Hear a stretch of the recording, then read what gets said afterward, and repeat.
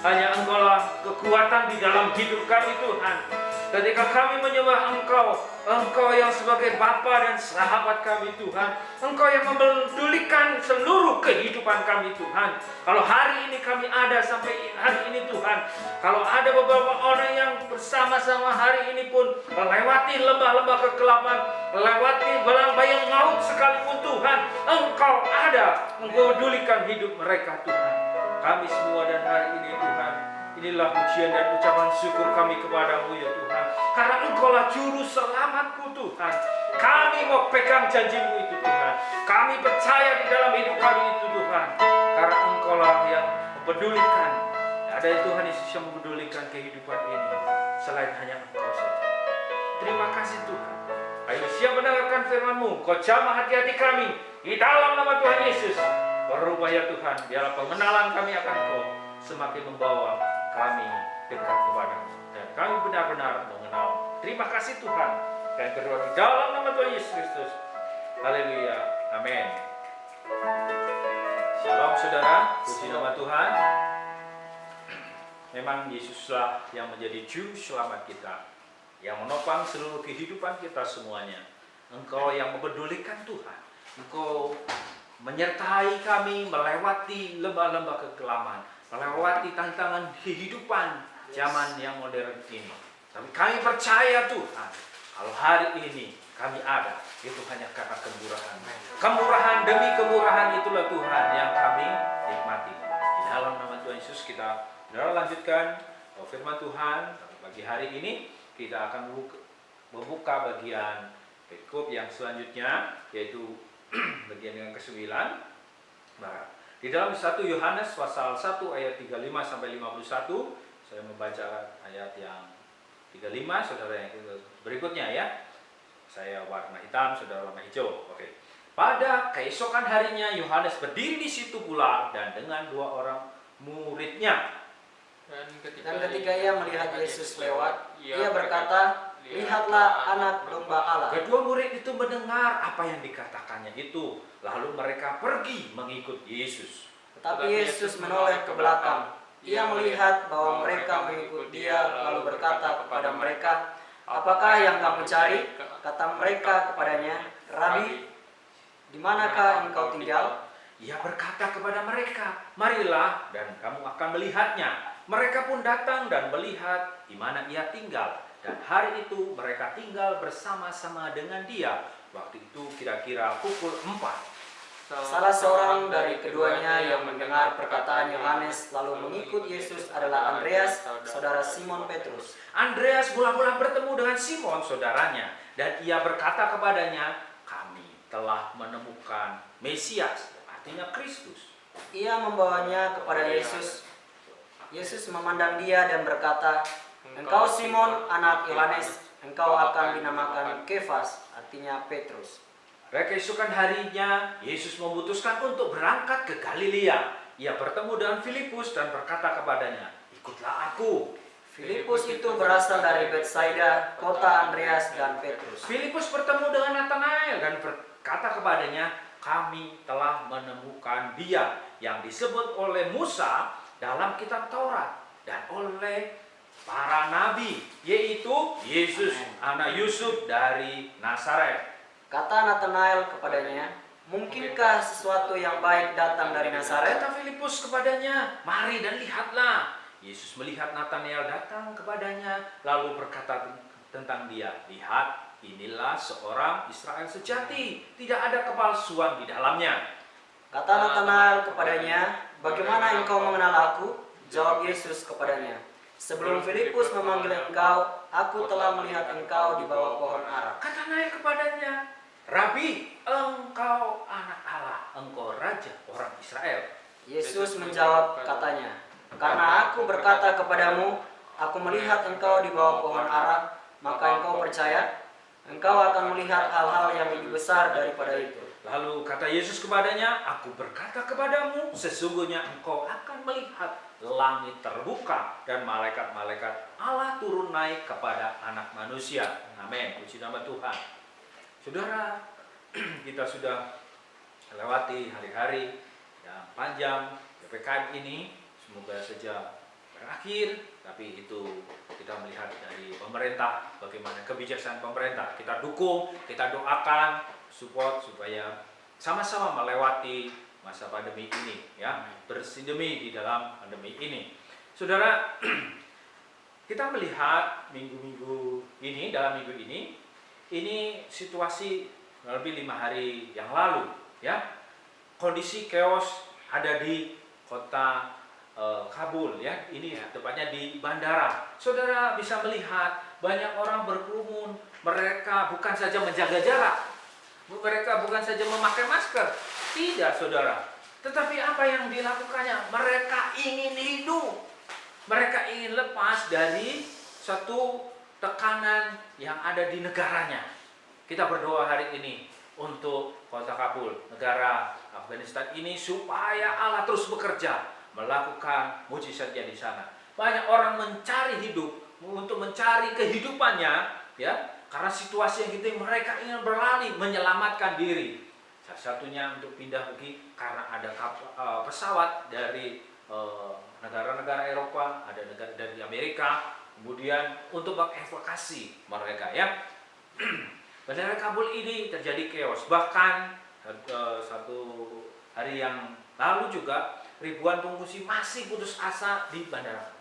Orang-orang ini berputus asa, belum lagi lewat pandemi COVID-19 ini ada di mana-mana, dan di kota Kabul ini mereka sudah mengalami depresi lagi, mengalami satu keputusasaan, bukan mati takut karena COVID, tetapi mati karena satu invasi atau penjajahan. Penguasaan dari penguasa-penguasa yang merebut kekuasaan di negara ini. Saudara, mereka semua berjuang.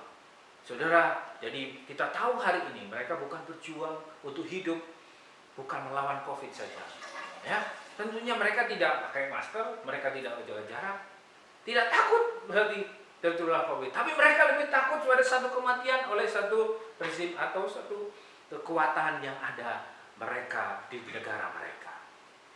Nah, hari ini kita tadi sudah membaca firman Tuhan, satu perikop di dalam Injil Yohanes, diteruskan di situ bahwa ada yang dilihat oleh orang, dan Yohanes Pembaptis melihat. Siapa yang dilihat, saudara? Adalah Yesus yang dilihatnya. Apa yang ketika dilihatnya, kita juga akan melihat bagian ini. Kalau orang-orang ini berusaha untuk mendapatkan satu kehidupan yang ada di dunia ini, mereka rela antri berjubel. Bahkan, saudara, ada yang sampai mati di dalam roda pesawat itu. Nah, mungkin gitu, ya, bukannya selamat tapi tambah mati. Tapi yang terpenting kita akan melihat bagian daripada firman Tuhan ini. Dan ketika ia melihat Yesus lewat, ia berkata, "Lihatlah anak domba Allah." Ada apa itu kita lihatlah anak domba Allah? Saudara, firman Tuhan hari ini saya beri judul, "Lihatlah anak domba Allah." Ini Teo. Jadi kenapa harus kita lihat anak domba Allah itu? Ada apa kita melihat? Kalau orang-orang di Kabul itu mereka melihat satu pesawat, mereka pergi ke sana untuk menyelamatkan diri. Melihat satu kesempatan untuk hidup.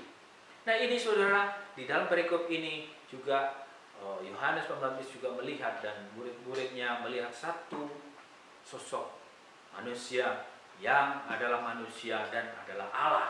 Kita sudah pelajari ini, kita terus bahkan kita tahu bahwa tujuannya, bahwa Injil Yohanes untuk menyatakan supaya semua orang percaya bahwa dialah Mesias anak Allah dan menerima kehidupan yang kekal. Ini kita sudah pelajari bagaimana background settingnya daripada Injil Yohanes. Ada orang-orang yang tidak percaya bahwa Yesus adalah manusia sejati.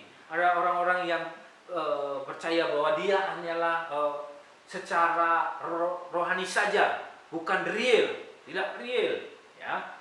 Karena tidak mungkin Allah yang ilahi itu ada di dalam manusia yang jasmani. Nah, hari ini kita bicara tentang siapa? Anak domba Allah. Anak domba Allah ini juga Allah yang mengerjakan sesuatu yang luar biasa, realitas surga dibawa turun kepada manusia di bumi ini. Ya, kita bisa melihat siapakah anak domba itu. Kalau keesokan harinya Yohanes melihat Yesus sedang datang datang kepadanya dan ia berkata, lihatlah anak domba Allah yang menghapus dosa dunia. Yohanes sebelumnya dia sudah menyatakan, ini loh, lihat ada anak domba Allah yang menghapus dosa dunia. Kata lihatlah ini dipakai oleh Yohanes itu karena di situ imperatif, satu perintah, dikatakan dari bahasa Yunaninya adalah ide. Itu berasal dari kata idon atau hurau. Yaitu bukan saja cuma kelihatan. Kalau tadi orang-orang itu melihat satu kesempatan, yaitu pesawat untuk mengevokasi, mereka datang. Nah ini melihat, menyadarinya, memperhatikannya, mengetahui, bahkan mengalami. Jadi bukan cuma lihatlah. Kadang kita kalau kata lihatlah, ya mungkin sepintas lalu, dan kalau sudah lihat, ya sudah, tidak ada action apa-apa, tidak ada reaksi apa-apa, karena cuma kelihatan oleh mata. Tapi ya saudara dikatakan bahwa dia melihat, dikatakan di situ, lihat itu, sadari, lihat, perhatikan, ketahuilah, dan alamilah anak domba Allah itu. Jadi anak domba Allah ini siapa? Kenapa dia harus kita ketahui? Kenapa kita harus memperhatikannya dan menjadi kesadaran kita, bahkan kita mengalaminya bersama dengan anak domba Allah itu? Dia adalah firman itu telah menjadi manusia dan diam di antara kita, dan kita telah melihat kemuliaannya, yaitu kemuliaan diberikan padanya sebagai anak tunggal Allah, penuh kasih karunia dan kebenaran. Anak domba Allah itu adalah firman yang menjadi manusia. Jadi dikatakan di dalam Yohanes 1 ayat 4 dikatakan dia ini adalah firman yang telah menjadi manusia dan diam di antara kita. Siapakah anak domba Allah ini? Dia disebutkan di ayat 38, dia sebagai rabi, dia sebagai guru. Nah, banyak di kehidupan bahasa Yahudi pada saat itu, mereka juga mempunyai guru-guru, ya, dan dia tinggal bersama-sama dengan murid-muridnya. Dia disebut juga Mesias di ayat 41. Andreas mula-mula bertemu dengan Simon saudaranya, dan ia berkata kepadanya, kami telah menemukan Mesias. Anak domba Allah itu disebutnya sebagai rabi atau guru. Anak domba Allah itu adalah Mesias. Dua gelar ini menyatakan bahwa ada manusia, tadi ya, manusia, rabi, guru ini sebagai manusia. Kemudian ada Mesias yang artinya Kristus yang diurapi. Kita sudah pelajari beberapa minggu yang lalu tentang Mesias, yaitu raja yang tahtanya tetap untuk selama-lamanya, yang kekuasaannya adalah kekal sampai selama-lamanya. Dia kerajaannya tidak tergoyahkan dan tidak akan musnah. Inilah sang Mesias. Jadi ada dua, saudara, menyatakan kemanusiaannya dan keilahiannya. Dia sebagai guru yang mereka sudah tahu, di kalangan mereka ada guru-guru yang mengajar, dan dikatakan oleh Andreas menyatakan keilahian Yesus. Dia adalah Mesias yang disebut Kristus. Kemudian disebutkan di situ, saudara, dia sebut sebagai manusia juga. Filipus bertemu dengan Natanael dan berkata kepadanya, kami telah menemukan dia yang disebut oleh Musa dalam kitab Taurat dan oleh para nabi. Nah ini juga ada satu simak kekeliruan bahwa nubuatan atau tentang nabi yang akan datang itu yang dituliskan di kitab Taurat Musa nyatakan adalah rasul yang lain, bukan Yesus. Tapi di sini Filipus yang hidup sejaman dengan Yesus berkata, firman Allah menyatakan bahwa Yesus itulah yang dimaksudkan. Yesus, anak Yusuf dari Nazaret. Terang, saudara. Jelas identitas kemanusiaannya jelas. Dia disebut sebagai, digelari sebagai guru, kemudian disebut namanya Yesus, anak Yusuf. Jelas orang tuanya dan dari kotanya. Ya, dijelaskan inilah kemanusiaan Yesus dinyatakan. Dan kemudian dinyatakan lagi keilahiannya. Kata Natanael, Rabi, engkau anak Allah. Kita sudah bahas kemarin tentang anak Allah, raja orang Israel. Bukan saja untuk raja orang Israel, tetapi kerajaan Mesias ini untuk semua bangsa, seluruh umat di bumi. Jadi siapakah anak domba Allah? Dia sebagai manusia, dia namanya sebagai orang yang biasa, mempunyai natur kemanusiaannya 100%. Bahkan ada orang-orang yang punya pemikiran, pandangan tentang pengosongan diri Allah, kemudian yang ilahi ini tidak ada. Di sini jelaskan di ayat-ayat perikop yang kita baca ini, ada kemanusiaan yang sejati, ada keilahian yang sejati. Mesias, engkau anak Allah, guru, rabi, Yesus orang Nazaret. Jelas sekali anak domba Allah ini dialusikan, ditujukan kepada winatul Allah di dalam satu pribadi. Ya, kita sudah tahu itu. Lalu apakah anak domba Allah ini? Anak domba Allah ini juga mempunyai relasi atau relasinya dengan Allah Tritunggal. Lalu kata Yesus kepadanya, aku berkata kepadamu, sesungguhnya engkau akan melihat langit terbuka dan malaikat-malaikat Allah turun naik kepada anak manusia. Dinyatakan bahwa dia mempunyai relasinya dengan Allah Tritunggal itu. Dan dinyatakan di dalam Yohanes 15 ayat 26, jikalau penghibur yang diutus, yang akan kuutus dari Bapa datang, yaitu Roh kebenaran yang keluar dari Bapa, ia bersaksi tentang aku. Siapa anak domba Allah ini? Anak domba Allah itu mempunyai relasi, hubungan yang erat dalam Allah Tritunggal. Dia bersama-sama dengan Allah, bersama-sama dengan Roh Kudus berkarya. Jadi, apa saudara? Karyanya hari ini kita bisa tahu bahwa anak domba Allah itu menyatakan Allah Bapa dalam relasinya. Tidak seorang pun yang pernah melihat Allah, tetapi anak tunggal Allah yang ada di pangkuan Bapa, dialah yang menyatakannya. Jadi anak domba Allah yang ingin ditujukan oleh Yohanes Pembaptis itu, lihat anak domba Allah. Dia yang akan menghapus dosa ini. Dia adalah manusia 100%. Dia adalah Allah itu sendiri. Anak domba Allah menyatakan Allah yang tidak kelihatan itu. Dan tidak pernah seorang pun melihat Allah dan mendengarnya. Tetapi anak domba Allah ini yang menyatakannya.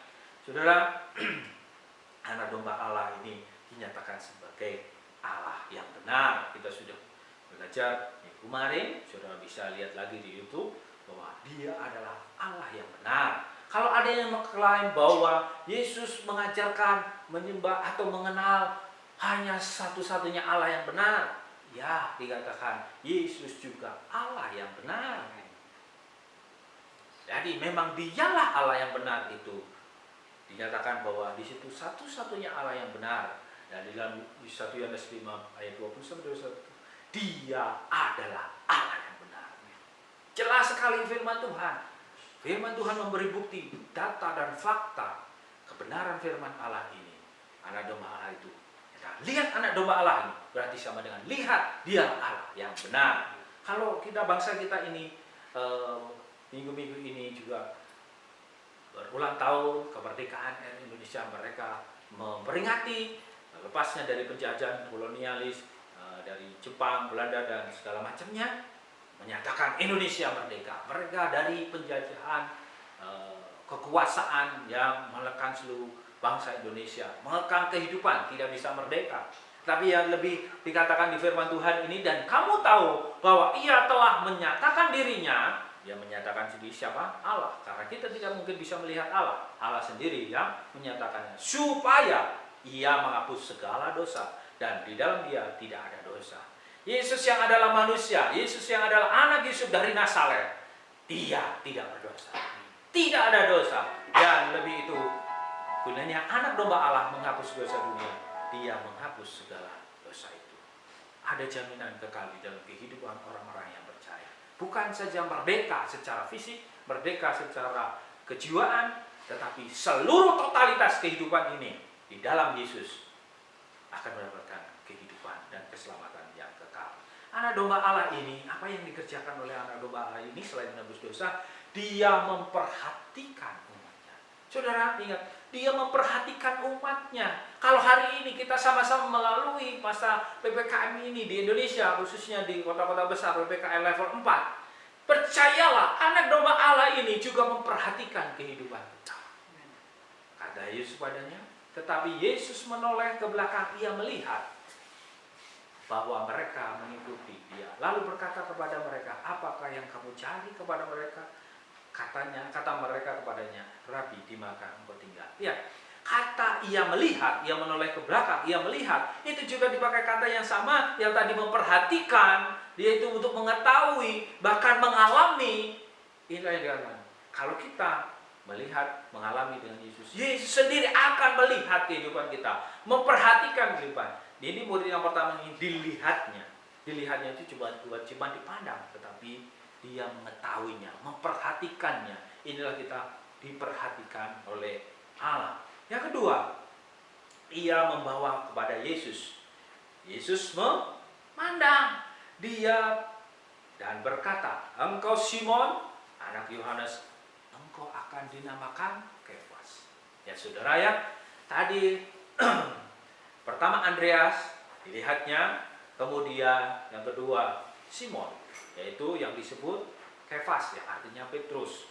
Kefas ini dilihat, dipandang oleh Yesus, diperhatikan satu persatu, secara pribadi diperhatikan. Bahwa kenapa diberikan arti Petrus sebagai batu karang yang teguh ini. Dia tahu bahwa dia mengetahui setiap keadaan hati manusia, kehatian setiap hati umatnya. Bahkan Simon ini pun yang nanti akan menyangkali Yesus, ya, dia diteguhkan di dalam Yohanes pasal yang 21 nanti diteguhkan, engkau mengasihi aku. Ya Tuhan, engkau tahu segala sesuatu bahwa aku mengasihi engkau. Ini sudah ditegaskan sejak awal. Engkau Simon yang diberikan nama Kefas, engkau akan berdiri teguh karena engkau adalah batu karang teguh, dan di atasnya aku akan membangun jemaatku. Yesus memperhatikan detail kehidupan setiap umatnya. Jangan saudara takut mengalami hari ini. Ketakutan pasti ada, kekhawatiran ada, itu natural di dalam kehidupan manusia. Tetapi Allah, anak domba ini, dia memperhatikan, bukan cuma menebus dosa, itu sudah dikalahkan di kayu salib. Saudara, hari ini dia juga memperhatikan kehidupan saudara. Yang berikutnya saudara, kata Natanael kepadanya, bagaimana engkau mengenal aku? Jawab Yesus kepadanya, sebelum Filipus memanggil engkau. Saudara katakan apa? Aku telah melihat engkau di bawah pohon ara. Memang Alkitab tidak menyatakan ada apa di bawah pohon ara. Tetapi reaksi yang diberikan oleh Natanael inilah yang nanti kita bisa melihat, menyatakan bahwa engkau anak Allah.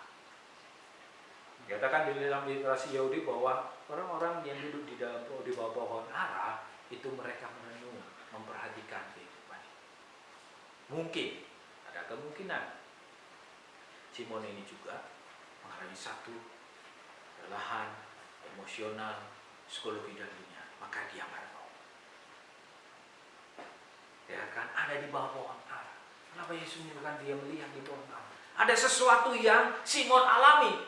Alkitab tidak menjelaskan, tidak tahu, kita tidak bisa menebak-nebak. Tapi orang yang ada di situ, kemudian dari reaksinya yang kita bisa lihat, saudara ya, bahwa Yesus yang anak domba Allah ini berkarya di dalam kehidupan setiap manusia. Ia memperhatikan detail kehidupan kita sebagai umat-umatnya yang sudah ditebus dosanya, yang sudah dipindahkan dari maut kepada kehidupan yang kekal. Nah, Yesus anak domba Allah ini yang berkarya di dalam diri manusia, kita harus menghormatinya. Ya, kita harus sama seperti menghormati anak, menghormati Allah. Karena apa? Dia adalah Allah yang benar. Dinyatakan kepada Natanael, katanya, ya kan? Kata Natanael kepadanya, Rabi, engkau anak Allah, engkau raja orang Israel. Kira-kira apa yang direnungkan oleh Natanael di bawah pohon ara? Sehingga dia berucap, waktu dia, aku telah melihat engkau, dia seperti disentakkan, kemudian mendeklarasikan, ya engkau adalah anak Allah. Menyatakan keilahian Allah. Engkau adalah raja yang Yahudi. Saudara, dikombinasikan kembali. Ada anak Allah yang ilahi, kemudian menjadi raja orang Israel yang secara kemanusiaan. Jadi dalam perikop ini yang kita baca ini menyatakan sebagai apologetika, jawaban, counter argumen daripada Rasul Yohanes yang di dalam jemaatnya mengalami satu dekotisme filsafat gnostik yang menyatakan Yesus tidak benar-benar real di dalam dunia. Dan manusia itu pada dasarnya adalah dosa. Nah, tapi kita bisa melihat jawaban dari Rasul Yohanes menyatakan untuk kita percaya hari ini dia benar-benar manusia dan dia benar-benar Allah, karena tidak ada seorang pun yang sanggup untuk menghapuskan dosa daripada Allah itu sendiri. Tidak ada yang sanggup sendiri, karena manusia yang berdosa dia harus jadi manusia untuk menggantikan, untuk menebus dosa umat manusia itu. Jadi saudara, supaya kita hari ini kita juga melihat selain pengampunan dosa, dia memperhatikan detail kehidupan kita. Seperti yang dikatakan kepada Andreas, seperti kepada Simon, kemudian kepada Filipus, kemudian kepada Nathanael. Mereka semua diperhatikan, dilihat, diperhatikan oleh Sang Anak Domba Allah. Hari ini kita juga boleh melihat bahwa kita juga diperhatikan satu-satu oleh Allah. Apapun kondisinya itu kita tetap percaya, ya kan ya? Karena Yesuslah Sang Anak Domba Allah ini menjadi satu-satunya pengantara antara Allah dan manusia. Jadi, mungkinkah kita manusia yang berdosa untuk bersama dengan Allah? Mungkin. Kenapa? Yesus yang adalah yang sulung yang utama itu sudah meneladani kita bahwa ada Allah dan manusia bisa menjadi satu, kumpul di dalam kekekalan. Inilah satu hidup yang kekal itu dinyatakan bahwa itu mengenal engkau satu-satunya Allah yang benar dan mengenal Yesus Kristus yang engkau telah utus. Jadi saudara, tidak ada masalahnya kalau kita percaya Allah Tritunggal, bahwa Allah mengutus Yesus, bahwa Yesus yang diutusnya, tidak ada masalah. Karena Allah yang adalah kasih itu, mereka dalam pribadinya mereka saling mengasihi, seperti tadi dinyatakan Yesus sebagai manusia, Yesus sebagai Allah, Yesus yang ilahi, Yesus yang manusia. Nyatakan. Bahkan di dalam Allah Tritunggal dia bekerja bersama-sama dengan Roh Kudus. Dia bisa mengutus Roh Kudus, Roh Kudus diutus oleh Bapa. Ini adalah satu Allah yang esa. Inilah Anak Domba Allah itu. Biar kita tetap bersaksi, menyaksikan. Kalau tadi banyak orang-orang di negara Afghanistan, di kota Kabul, mereka untuk mencari hidup, menyelamatkan hidupnya. Mereka melihat satu kesempatan, ada pesawat, mereka pergi ke sana. Bahkan ada yang mati juga. Hari ini kita bisa melihat Sang Anak Domba Allah itu. Kita melihat yang ilahi itu, melihat anak manusia itu, untuk kita bisa mendapatkan keselamatan di dalam nama Tuhan Yesus Kristus. Hari ini saya berdoa, biarlah kuasa Allah turun. Hari ini saudara-saudara yang hanya tahu dan hanya melihat, hanya mendengar siapakah Yesus itu, siapakah Yesus yang ada di dalam Alkitab ini. Tapi ambillah hari ini sudah mempercayai bahwa firman Allah menyatakan dia adalah Allah yang kekal. Dia sanggup mengubah hidup saudara. Dia memperhatikan setiap kehidupan saudara. Terima kasih. Saya berdoa ya Tuhan, di hari ini kuasa Engkau nyatakan kepada kami semua Tuhan, bahwa Engkau Anak Domba Allah yang berkarya di dalam kehidupan untuk menebus dosa kami, untuk mengampuni dosa kami, memindahkan kami dari kerajaan maut kepada kerajaan hidup yang kekal. Terima kasih Tuhan, bahwa Engkau memperhatikan kehidupan setiap umat-Mu, seperti Engkau memperhatikan Andreas Tuhan, seperti Engkau memperhatikan Filipus, seperti Engkau memperhatikan ya Tuhan Nathanael, bahkan yang tidak manusia lihat, Engkau melihat ya Tuhan. Bahkan Nathanael di bawah pohon ara pun Engkau sudah tahu bahwa di dalam Nathanael ini kehidupannya dibawa sehingga mereka boleh mengakui bahwa Engkau adalah anak Allah dan Raja bagi seluruh umat manusia. Terima kasih Tuhan, dan kasih setia daripada Allah Bapa, kasih Yesus yang sungguh luar biasa, dan penyertaan Roh Kudus hari ini sampai selama-lamanya. Dalam nama Tuhan Yesus, berkatilah semua saudara-saudara yang ada di tempat sini maupun yang di rumah live streaming ini. Biarlah berkat Allah yang melampaui segala akal yang ada di dalam kehidupan kita ini, karena kehendak dan kemurahannya saja di dalam Yesus.